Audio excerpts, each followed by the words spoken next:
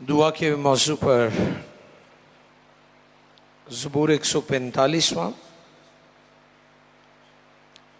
Psalm 145 और उसकी 18वीं आयत मुक़द्दसा को हम तिलावत करेंगे। ज़बूर 145वां 18वीं आयत मुक़द्दसा दुआ का मौजू है। खुदा के कलाम मुकद्दस में रक़्म है, खुदावंद उन सब के करीब है, खुदावंद उन सब के करीब है जो उससे दुआ करते जो उससे हैं, दुआ करते हैं, यानी उन सब के जो सच्चाई से दुआ करते हैं, दुआ करते हैं, जो उससे डरते हैं, जो उससे डरते हैं, वो उनकी मुराद पूरी करेगा, उनकी मुराद पूरी करेगा, वो उनकी फरियाद सुनेगा, वो उनकी फरियाद सुनेगा और उनको बचा लेगा, उनको बचा बचा लेगा। लेगा। Thank you. पाक कलाम के पढ़े, सुने, समझे और कबूल किए जाने पर खुदाबंद की बरकत। सब कहें आमीन। मौसम चेंज हो चुका है, गर्मी का मौसम है। बहुत सारे इलाकों में तो फसल की जो कटाई है वो भी शुरू हो चुकी है। और हम दुआ कर रहे थे कि खुदावंद पाकिस्तान चूँकि एक ज़रई मुल्क है, ज़रात वसी पैमाने पर है, खुदावंद इस पर रहम फरमा और अजनास पर बरकत डाल ताकि लोगों को खुराक मुयस्सर हो। हालेलुया। हमें चर्चिस में इस बात के लिए भी दुआ करनी चाहिए, ठीक है, क्योंकि खुदा ने हमें रखा ही इस काम के लिए है, इस मुल्क के अंदर। आपको पता है जब भी कोई परसिक्यूशन होता है, इज़ार आसानी का सामना करना पड़ता है, तो हमारे लोग बहुत बेदिल हो जाते हैं। वो कहते हैं हमारा मुल्क नहीं है। मैं कहता हूँ क्यों कहते हैं हमारा मुल्क है। हमने इसको बनाया भी है, हमने इसमें तामीर व तरक्की में भी बड़ा काम किया है, हमारे अदारे आज भी। और आप देखें आपके सूबे की मौजूदा जो CM है वो क्रिश्चियन अदारे, सेंट जीसस इन मेरी जो अदारा है, स्कूल है, वो वहाँ की पड़ी हुई हैं, ठीक है।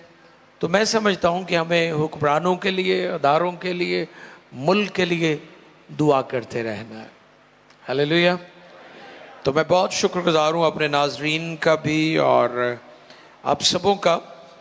आप कसीर तादाद में यहाँ पर बैठे हुए हैं और मैंने देखा है ज़्यादा नौजवान जो है वो दुआ में हमारी मदद कर रहे हैं। तो इन बच्चों के लिए ज़ोरदार तालियां बजाएं। इसमें बेटियां भी हैं, इसमें नौजवान बेटे भी हैं। अमेरिका, यूरोप में अमूमी तौर पर हमने देखा है कि बुढ़े बुढ़े बेचारे बैठे होंगे गिरजे च। चार्ल्स फिनी बहुत बड़ा रिवाइवलिस्ट हुआ है और चार्ल्स माउंट के नाम से उसके टाउन का नाम है। मुझे अमेरिका में वहाँ जाने का मौका मिला, मेरा एक दोस्त मुझे ले गया कि मैं आपको चार्ल्स फिनी जो एक रिवाइवलिस्ट हुआ है उसके चर्च में लेकर जाना चाहता हूँ। और वो मुझे ले गए और मुझे कलाम की खिदमत के लिए उन्होंने मौका दिया।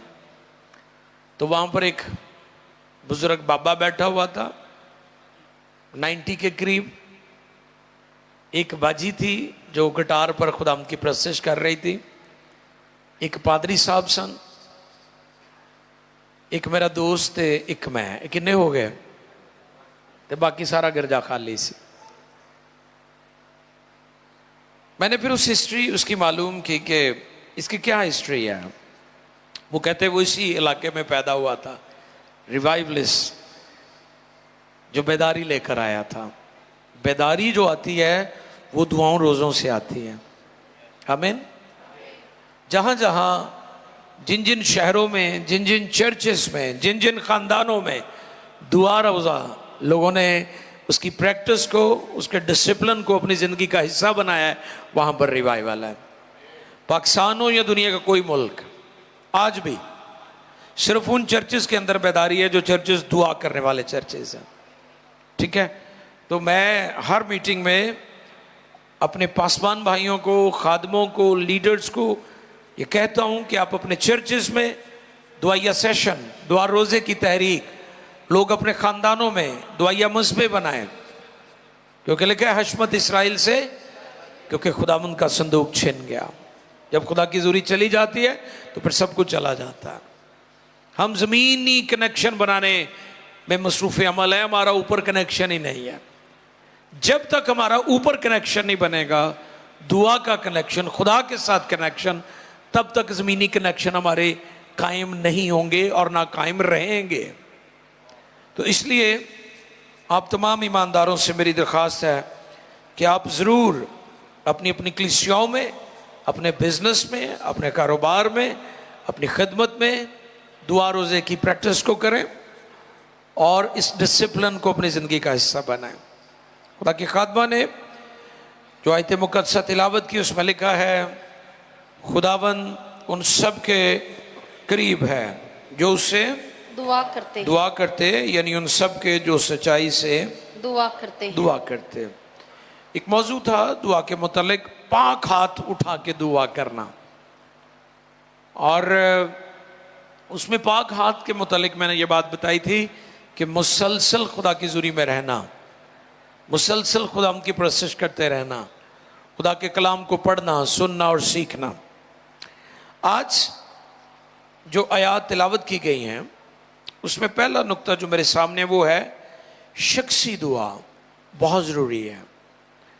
हमारी पर्सनल प्रेयर, शख्सी दुआया ज़िंदगी वेरी वेरी इम्पोर्टेंट। और बहुत सारे लोग प्लान तो करते हैं कि लो जी हुण आपां दुआ शुरू कर देनी है। मुझे भी मिलते हैं, लो जी हुण मैं रेगुलर ही आया करांगा। अच्छा, एक दो बार आंदे ने बड़े खुश, बड़े शादमान, कई तो साडे इवें दे ने बड़े जज्बाती हो, मैं हुण कोई मीटिंग नहीं छड्डनी। तो ये महज कहने से नहीं होगा। एक टॉपिक था, you have to decide, not just desire. कई लोग डिजायर ही करते हैं, आरजू ही रखते हैं, मैं दुआ करनी है, मैंने रोज़ा रखना है, मैं दुआ में ठहरा करूंगा, मैं दुआ में आया करूंगा, मैं दुआ रोज़े की इबादत में हिस्सा बनूंगा। सिर्फ डिजायर करते हैं। अच्छा, एक और डिजायर भी है कि जी मैंने रूहानी तरक्की करनी है। कैसे तरक्की हो सकती है मेरे भाइयों बहनों? डिजायर करने से नहीं होगी, डिसीजन करने से होगी, फैसला करने से होगी। आप कहते हैं तरक्की हो जाए, तरक्की हो जाए, उसके लिए मेहनत भी करनी पड़ेगी, उसके लिए घुटनों के बल होना पड़ेगा, उसके लिए रोज़ा रखना पड़ेगा, उसके लिए खुदा के कदमों में वक्त गुजारना पड़ेगा, फिर रूहानी तरक्की होगी। खुदावंद उनके करीब है जो उससे दुआ करते, यानी उन सब के जो सच्चाई से दुआ करते हैं। दुआ कौन करता है? जो खुदा को जानता है, जो खुदा को जानता है। आप जितना ज्यादा खुदा को जानेंगे उतनी ज्यादा दुआ करेंगे। दुआ ना करने की वजह क्या है? आप खुदा को जानते नहीं हैं। आप जिसको जितना ज्यादा जानेंगे आपकी उसके साथ मोहब्बत उतनी ज्यादा गहरी हो जाएगी, आप उसके साथ गुफ्तगू करना उतना ज्यादा पसंद करेंगे, आप उसके साथ वक्त गुजारना उतना ज्यादा पसंद करेंगे, क्योंकि आपके और उसके जो ताल्लुकात हैं वो बहुत गहरे हो चुके हैं, डीप रिलेशन है। जैसा मैंने खुदा यीशु की मिनिस्ट्री में ये बात आपकी खिदमत में रखी थी, मुनादी वो शागिर्दों को साथ लेकर करते थे, दुआ के लिए अलहदा वक्त गुजारते थे। तो आज किधर है हमारा वक्त? आप किसी भी पास्टर को, किसी भी ईमानदार को चेक कर लें, आपको बहुत थोड़े ऐसे पास्टर ईमानदार मिलेंगे जो दुआ रोजे की प्रैक्टिस करते हैं। पूरा हफ्ता ही बिजी, पूरा हफ्ता ही इबादत, पूरा हफ्ता ही विजिट। मैं आपसे दरखास्त करता हूं कि एक वक्त होता है कि आप लोगों को मिलते हैं, आप खुदा की बातें करते हैं, खुदा के बारे में बताते हैं। एक वक्त होता है आप खुदा से बातचीत करते हैं, ठीक है? ये बड़ा जरूरी है। मैं अक्सर कहता हूं कि औरत, बीवी या बच्चों की मां अगर खाना बनाती है, कपड़े उनको तैयार करके देती, वॉश करती है, प्रेस करके देती है, बच्चों को स्कूल भेजती है, स्कूल बैग रेडी करती है, मेहमानों का खाना बनाती, सब कुछ ठीक है, लेकिन लाजिम है कि वो अपने शोहर के साथ बैठे और वक्त गुजारे। जहां पर लिखा ना, तूने पहली सी मोहब्बत, उससे मुराद यही है कि लोग बाकी सब कुछ कर रहे हैं, चंदे भी दे रहे हैं, ठीक है, हदिये भी दे रहे हैं, और लेकिन खुदा के साथ शख्सी तौर पर नहीं बैठते। तो क्या ऐसी बीवी को शोहर ज्यादा देर तक पसंद करेगा? क्या ऐसे ईमानदार को खुदा, जिसकी मोहब्बत ठंडी पड़ गई है, ज्यादा देर लिखा है कि तौबा करके पहले की तरह काम कर, वरना मैं तुझे अपने मुंह से निकाल फेंकने को। यानी अभी भी चांस है, अभी भी मौका है कि आप खुदा के साथ अपना शख्सी ताल्लुक, खुदा आपके हदिये में उतनी दिलचस्पी नहीं लेता जितनी वो आप में दिलचस्पी लेता है। इसलिए दुआ जरूरी है। दुआ क्यों जरूरी है? क्योंकि आप खुदा के कदमों में जब बैठते हैं तो आपकी हर तरह की कड़वाहट दूर होती है। फिर मुसलसल दुआ करना। कई लोगों की दुआ में वक्फा आ जाता है। वक्फे वाली दुआ कौन सी? कई लोगों की तो खैर मूड वाली भी दुआ है ना, आज मूड नहीं है, बड़े मूडी हो यार, दुआ दा मूड, मेरा दुआ दा मूड ही नहीं हैगा जी, आज मूड ही इन्हें खराब करता है, एडा ही लागे रखे होया मूड ताड़ा, एडा ही तुसी लाइट लै रहे हो दुआ नू, इतना आपने सस्ता समझा हुआ है, रूहानी म्यार ही नहीं है आपका कि एक लम्हे में स्लिप हो गया, आपका मूड खराब हो गया और आप नाराज होकर गिरजे ही निकल गए। शर्म आनी चाहिए ऐसे लोगों को जो इस किस्म का रवैया रखते हैं कि मूड ना दुआ कर देना, मेरा मूड नहीं ठीक, मैं नहीं बाइबल पढ़नी, मैं नहीं चर्च जाना। प्लीज इसको अंडरस्टैंड करें। खुदा का कलाम हमें सिखाता है कि हमें मुसलसल दुआ करनी चाहिए। दुआ में वक्फा या ब्रेक। अभी 19 मई को ईद पेंटिकोस्ट भी आने वाली है। मुझे चंद एक दिनों से फिनलैंड से, पोलैंड से और बेल्जियम और ग्रीस, वहाँ से कॉल्स आ रही हैं कि जी आप आएँ आप आएँ आप आएँ। मैं कह नहीं जी, ईद पेंटिकोस्ट में अपनी कलीसिया जी करनी है। हालेलुया। 19 मई को Eid Pentecost, the day of Pentecost. Upper room में 120 की जमात, हमारे खुदावंद यीशु की माँ मुकद्दसा मरियम भी वहाँ मौजूद थे। वो 10 दिन तक दुआ करते रहे। कितने दिन तक? Without break. मैंने कहा वक्फे वाली दुआ, कईयों की दुआ होती है लेकिन वक्फे वाली होती है, कभी कर ली, कभी वक्फा आ गया फिर कर ली। आजकल जी ब्रेक लाई हुई सी, असी वो मामला ठीक कर रहे सा अपने। भाई इबादत के साथ दुआ के साथ मामलात का क्या? कई कहेंगे कामा तो फारग होके फिर दुआ करांगे, अब ये क्यों नहीं कहते दुआ करके काम करांगे? ये फर्क बात है कि नहीं? ये सोच का म्यार होना चाहिए आपका। वो जी निकलने लगे परौने आ गए, परौनियां भी नाल लैके आओ, तुसी उन्होंने भी दसो खुदा दी अहमियत की है तुम्हारी जिंदगी, उनको भी पता चले कि ये फर्स्ट पहला दर्जा अपने खुदा को देते हैं। ऐसे ईमानदार बने, वो 10 दिन तक दुआ में ठहरे रहे, कोई ब्रेक नहीं, कोई वक्फा नहीं। ये कैसी दुआ है कि जी आप आजकल ब्रेक लगी हुई हैं? आपको गौर करना होगा अपने रवैयों पर, किस किस्म की दुआएं आप कर रहे हैं। फिर दुआ के बाद इंतजार करना। क्या करना? इंतजार भी मरी दुआ में समटाइम्स, मैंने पिछले दिनों भी बताया था कि खुदा दुआ का जवाब लाजमी देता है, दुआ जरूर ही सुनी जाती है। ये मत कहें कि आपने दुआ की है और फिर मुड़ के तुसी को अच्छा जी यही तो दुआ कर छड़ी है, देना होएगा तो दे देगा, नहीं देना होएगा तो उदी मर्जी, उदी मर्जी है तुहानू देना चाहता है, तुसी ओदे कदमां च बहना नहीं चाहते। आपको समझ नहीं है, आप बाइबल नहीं पढ़ते, आप सीखें, वो देना चाहता है। वो देना चाहता है, आप उसके कदमों में वक्त नहीं गुजारते, आप उसके कदमों में बैठते नहीं, इंतजार नहीं करते। और जब दुआ का जवाब कुछ वक्त के लिए उसमें डिले आ जाए, कुछ देरी हो जाए, देर हो जाए, तो वो आपकी कांट छांट कर रहा होता है। क्या कर रहा होता है? आपको ठीक कर रहा होता है। क्योंकि हम तो ये चाहते हैं हालात बदल जाए, असी ना बदलिए, है? तुझे वेख्या नहीं, सिगटा पीने वाले ਨੂੰ कहिए ना, जी भाजी जी मैं दुआ करानी है, दुआ करो खंघ हट जाए, सिगटा नहीं छड्डनियां, भी तेरियां सिगटा छुटनियां ने तो तेरी खंघ तो जान छुटनी है ना ऐसे लोग। कई तो खिलाड़ी ने पूरे, उन्होंने लैचियां रखियां होंदियां, पास्टर ਨੂੰ मिलन तो पहले जफ्फा पाने तो पहले मूँह च लैचियां पा लेंदे ने, और वो एडी भैड़ी स्मैल होंदी तंबाकू दी, टबैको दी, अस भाई वो फिर भी नहीं जान छड्डदी। वो फिर भी पता लग जाता कि इलायची की करेगी, वो वड्डी शै वे इलायची तो तंबाकू। और कई इतने, मुझे खादमों को भी शर्म करनी चाहिए जो सिगरेट्स पीते हैं, अफसोस है ना।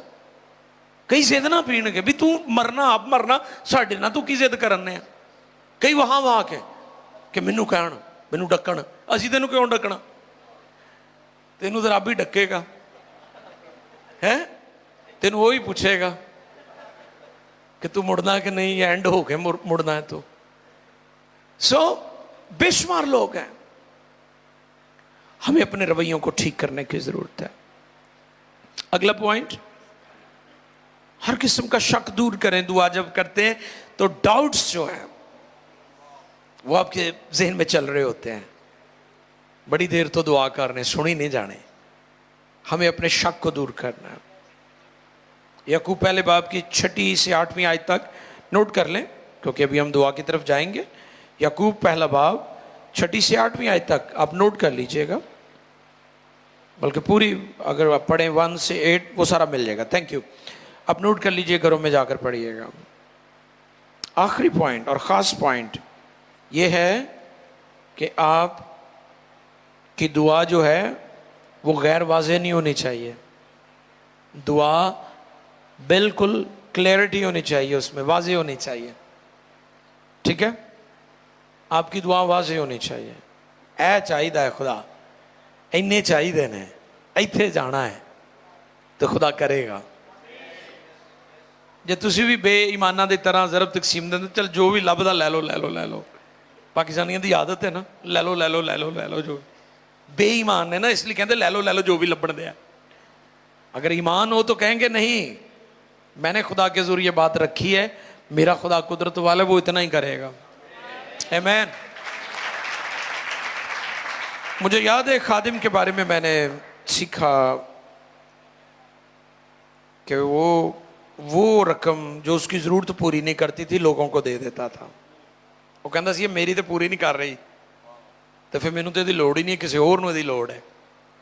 और फिर खुदा उसके लिए मुहैया करता था जितने उसको चाहिए होते थे। इस लेवल पर आने की ज़रूरत है। Don't compromise.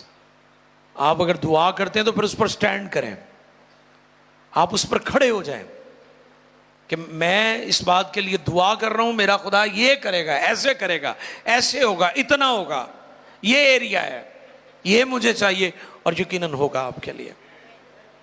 अगर आपकी दुआ गैर वाज़ेह है तो दुआ का जवाब भी गैर वाज़ेह ही होगा। फिर वो जी गल तुसीं करदे हो, असीं दुआ कर छड्डीए, उन्हें देना होएगा तो दे देगा, नहीं देगा तो फिर किहड़ी गल है। वो देगा, आपको लाजमी देगा, वो लाजमी देगा, वो मुहैया करेगा, क्योंकि हमारा खुदा यहोवा यरी है। बाइबल में हजारों बरकतों का जिक्र है, हजारों बरकत हैं बाइबल में। आपको कौन सी चीज चाहिए? इसकी मिसाल एक स्टोर की भी दी जा सकती है ना, कि आप स्टोर में गए हैं, ग्रोसरी स्टोर में घर का राशन लेने, और आप स्टोर का जो ओनर है या सेल्समैन है उसे कहते हैं जी मुझे ये चीज़ें दे दो। वो कहेगा क्या दूं आपको, जड़ा मर्जी पा दे। लाओगे सारा जो कुछ मर्जी पा दो तानू। आप वो चीज़ ढूंढते हैं जो आप खाते हैं या पीते हैं। मिसाल के तौर पर कुकिंग ऑयल है, कुकिंग ऑयल तो हर फैमिली लहदा लहदा कुकिंग ऑयल यूज़ करती है। ऐसे ही है आसिफ भाई, इनकी अपनी फैमिली का टेस्ट होगा, एस्टर ऑलिव ऑयल यूज़ करती हैं, अदनान भाई का कोई और होगा, भाई शाहिद का, भाई आइजक का, सिस्टर जिया है और बहन है, सिस्टर खालदा है, भाई पॉल है, अब सबका लहदा लहदा ही होगा ना। तो ऐसे थोड़ी है कि आप किसी स्टोर में गए हैं तो उत्थे जाके कहते हो जी घर का राशन लेना हो, कहते जी दसो, जो कुछ मर्जी दे दो। अब खुदा के हजूर आते हैं और आप कहते हैं खुदा मुझे बरकत देगा, कोई खुदा कहेगा केड़ी बरकत, दसो मैनू केड़ी बरकत है, तुसी कहोगे जी जो मर्जी दे दे। ऐसे थोड़ी होता है। आपका जो रिलेशन है खुदा के साथ उसमें बड़ी क्लैरिटी होनी चाहिए। हालेलुया। उसमें बहुत आपका रिलेशन खुदा के साथ बहुत वाज़ेह होना चाहिए, उसमें बहुत ज़्यादा क्लैरिटी होनी चाहिए। आमीन।